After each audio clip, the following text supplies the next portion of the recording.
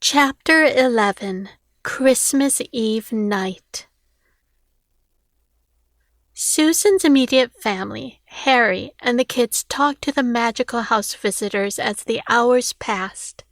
Susan had explained the circumstances of the evening to Rose, Caitlin, and Victor. As predicted, Caitlin questioned Susan why their parents hadn't come to the house for a visit.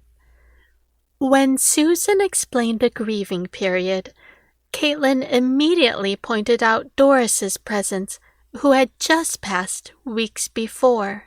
Also, Lindsay wasn't even at the house to take advantage of her recently deceased mother's surprise visit. Susan reminded the kids that Doris was also a friend to their family and was visiting for that reason and not necessarily to see Lindsay.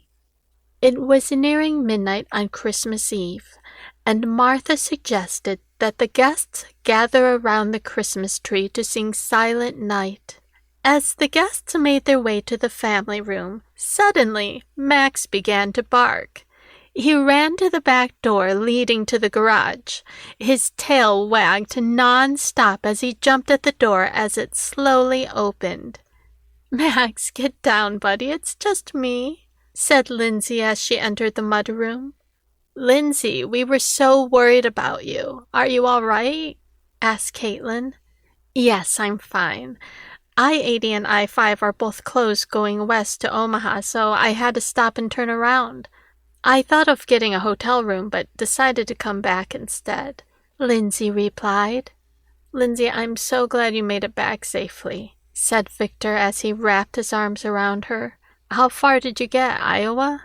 "Iowa? Are you kidding? I didn't even get to Ottawa. The roads are terrible," responded Lindsay. "Oh my God, it took you 8 hours to get 100 miles. That's 3 times as long as it should have taken.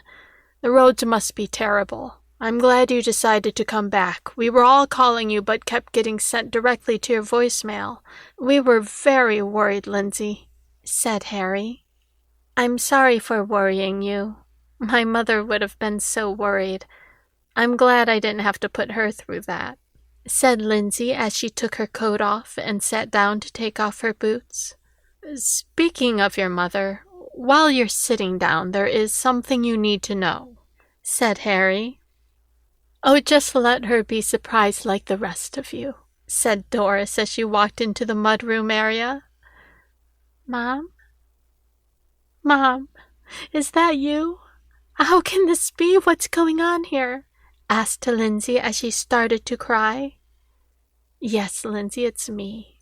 Calm down, honey. I came to see you and your friends for Christmas," replied Doris. Lindsay stood up, rushed to her mother's arms, and began to shudder as they embraced.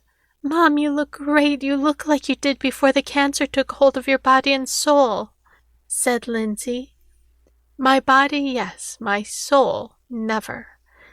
I am free of that disease, and this is the best I felt in years," replied Doris. "Someone needs to tell me what's going on here. Am I dreaming? Am I dead?" asked Lindsay. "Why do people, including yourself, keep thinking you are dead? You are far from it, my dear," asked Martha. "Lindsay, this is Martha Kennedy. Before she sold it to the Carters, she owned this home, who then sold it to us. She can explain what's happening here best. It's quite a story," said Harry. "Mom, will you stay with me?" asked Lindsay. "Of course, Lindsay, but I will have to fight Max for some space next to you. My, that dog loves you so," Doris replied. "And I love him too, right, Max?" Lindsay said as Max snuggled up and smiled at her. Martha sat down as the rest of the family retreated into the family room. As Martha explained to Lindsay the house's magical abilities, she could hear the other guests sing Silent Night. As Lindsay listened to Martha intently, her head slowly lowered and came to rest on her mother's shoulder. Max laid his head on Lindsay's lap and let out a long sigh of content. As Max drifted off to sleep, Martha concluded her explanation of the magical house and left Doris and Lindsay to talk privately. Susan and Harry were overwhelmed, surrounded by over 70 people. The majority were deceased singing Christmas carols around a beautifully decorated tree, as if it were just another Christmas, but alas, it was not. They were still trying to wrap their heads around the situation when Susan noticed Rose, fast asleep on Grandma Marilyn's lap. "Looks like you're catching up on some lost time with your granddaughter, Mom," said Susan as she sat next to Marilyn. "She is a beautiful child.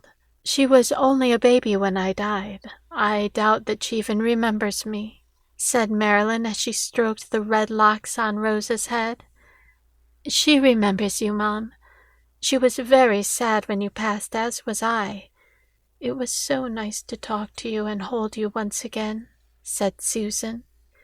"You and Harry are doing a great job with the kids, Susan.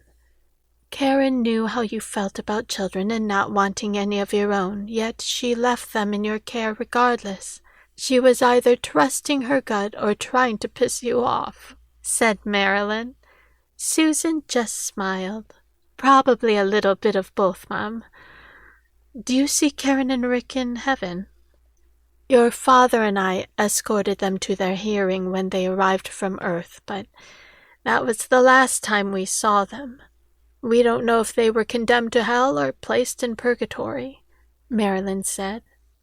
Martha said that both Karen and Rick broke or intended to break some of God's commandments, so they were being scrutinized for their actions. Marilyn said Karen was having an affair with a married man. Rick had driven her to the brink of divorce with his drinking and fits of violence, so she sought solace in the arms of another. "Thou shalt not commit adultery," I believe is the commandment, stated Marilyn. "Wow, Karen never shared that with me. I thought we had no secrets. Who was the man she was seeing?" asked Susan. "I don't know much about him. His name is Esteban. He was Spanish. Could have passed for Victor's father," said Marilyn. "Maybe he was Victor's father. That's why they met and fell in love. This is so crazy," exclaimed Susan. "No, this man was only in his early 20s. He couldn't have been Victor's father. He just looked the part. Tall, dark, and handsome," replied Marilyn. "20s? Way to go, sis, robbing the cradle," said Susan with a smirk. "He divorced his wife shortly after Karen and Rick died in the car crash. Guess he truly did love Karen," said Marilyn. "Speaking of the car crash, since you spirits seem to know everything that goes on down here on Earth, did Rick intentionally crash into the oncoming car to kill Karen?" "Not that I'm aware of. The cars crossed the center line and crashed into each other. It was one of those few times when Rick was not driving drunk," said Marilyn. "Well, that's good to know. Did you know Rick was planning on killing Karen?" asked Susan. "It's not like he had a detailed plan in mind. He simply stated if Karen were to divorce him and try to take the kids, he would kill her," replied Marilyn. "Sounds like you're defending Rick, Mom," implied Susan. "People make idle threats all the time. I'm going to kill you, or I'll get you for this. Seldom do they actually carry out a threat in anger," said Marilyn. "Karen was so convinced that Rick would kill her, she felt compelled to send me a letter stating such," said Susan. "I just don't think Rick, unless totally intoxicated at the time, would ever harm Karen or the kids," said Marilyn as she moved a sleeping Rose off her lap onto the couch. "Well, Karen believed he would. Did Rick know Karen was having an affair?" asked Susan. "He had his suspicions, but nothing concrete. He never caught them together or overheard a phone conversation between the two," replied Marilyn. "Karen was convinced that Rick was going to kill her," said Susan. "At least she could have the kids stay with you and Harry. How has that been going?" "At first it was tough. Harry and I had to uproot our lives to accommodate the kids. Caitlin and Victor were resentful and would not listen to us. We were at a loss, but then we found this house and everything changed. "We didn't expect this Christmas Eve magic, but maybe it was meant to be," said Susan. Susan and her mother continued to talk as Rose slept soundly between them. It was nearing 1 a.m., and guests were beginning to settle in for the night as they claimed their comfy chair or sofa if available. Some were lucky enough to secure a guest room. Another family has experienced the perplexing phenomenon of the dead returning to life, bestowed upon only a select few. The Hills and their extended family now join the Carters and Martha Kennedy as they reacquainted with loved ones lost throughout the years.